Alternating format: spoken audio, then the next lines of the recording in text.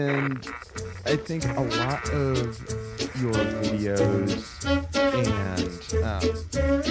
and kind of like what's gotten you to where you are, you mentioned it before, is just being super productive in your days. And that's attractive. Everybody, not everybody, but a lot of folks that might be wired like you or I, that's that's appealing. You feel like you can check the box. You feel good about yourself. There's like dopamine reward once you cross it off your to-do list.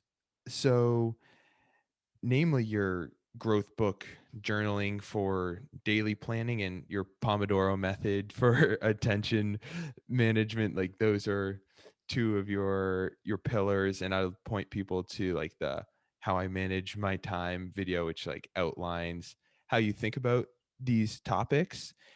And I'd love to double click on something you mentioned earlier on how you used to feel like you over planned your days, and especially with time blocking. So can you contrast maybe the old you versus what your time blocking looks like now?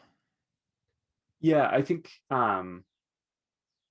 in freshman year especially, I would sit down and I would break up the day essentially into half-hour chunks, and it was always fill every chunk with something to do that works towards my goals. Same here. So it's, read a book for this half hour while you're at lunch, and then work on a problem set and do this and do that. There's a few things. One, I didn't include very much time for being with people.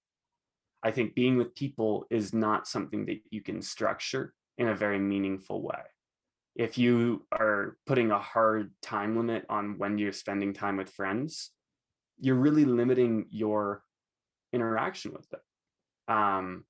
If you're saying, okay, I got, half an hour or whatever, it's like, hang on, you're 18 years old. I was 18 at the time, 17, 18. I was 18. Um, and I'm saying I can only spend half an hour with my friends because I want to go read. Like, yeah, it's like, what are you doing? And yeah, I didn't have a lot of friends as a result, believe it or not. And so I think that was one part. I think the other part was there's a degree of arrogance in that of these are your goals and these are the right goals, and anything exploratory is pointless because you know what you want, right? Like that's the ego talking. And what I've come to realize is that exploratory things when you're young are so valuable. Like it's so valuable to try new things and to play around. Um, and I just wasn't making time for that because of the way that I was structuring my goal, that or structuring my days, that everything had to relate to an immediate goal that I had. There was no getting to know myself. There was no self-reflection. There was no exploration. It was all go, go, go, be a robot. So now I do things a little bit differently, where I have like multi-hour time blocks.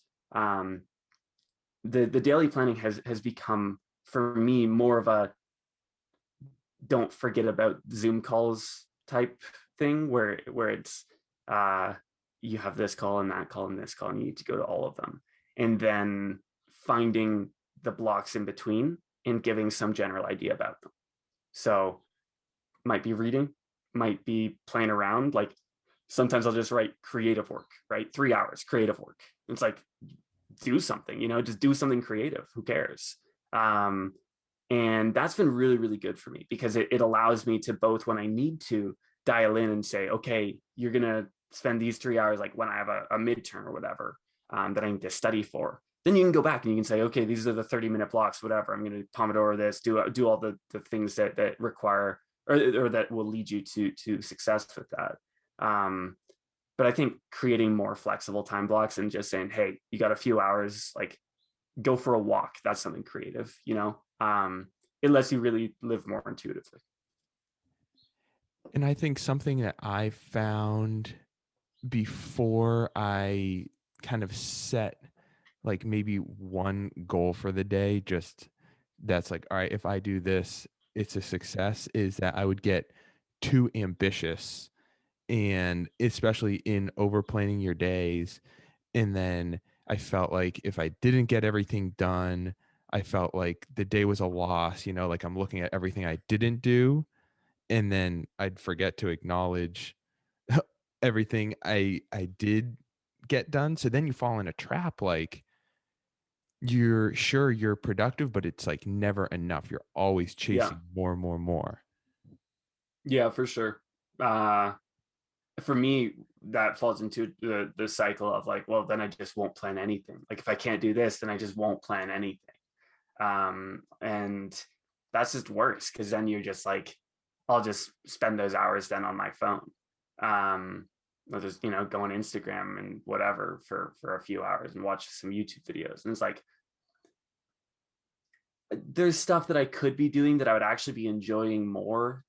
And I'm just not doing it because I'm addicted to my phone. So Right. So yeah. it sounds like you've struck this balance. And then also going back to like this over structured of days, I felt like I would have a hard time zooming out. I'd be so focused on like the day-to-day priorities that I would lose sight of maybe weekly or quarterly goals. How do you you've kind of mentioned like, oh, I have these long-term goals. What does that look like for you currently?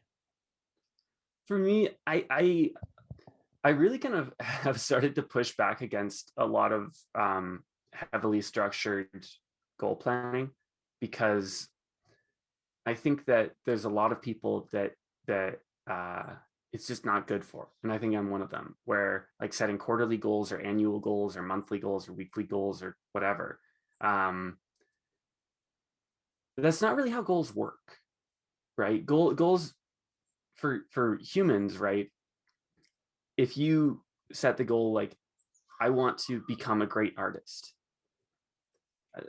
why would you need to do that in a year or a quarter or a month, right? Like what significance does that time frame have? And if there is an actual significance, then that's a different story, right? Like there are certain goals maybe that have time frames that are naturally associated with them, but I think most goals don't. And so for me, I try and take a more kind of rolling approach to it, where when I'm really getting into something and I have an idea like that, I'll just write about it. So I have, it's less of a journal and more just like a collection of letters that I'll write to myself. And I just keep them on Google Drive. And I don't, it's not like an everyday or even like an every week or every month thing, but it's like, here's a vision for the future. Like make some art. Uh, like I have like an idea where I want to do like essentially digital printmaking. It's a really cool idea. And so I kind of like wrote out a brief like that. And initially it's like I have this notebook that I just like a sketchbook that I just carry around. It's just whatever. And then I wrote it up into like a bit more of like a letter. Like this is something that I want to do. Like this is like the idea behind it. It's like a project brief. Um, and then it's just like, okay, I want to work towards that goal. And it's not saying, okay, this has a due date of February, 2022, because why would it have that due date? Like, what significance does that have?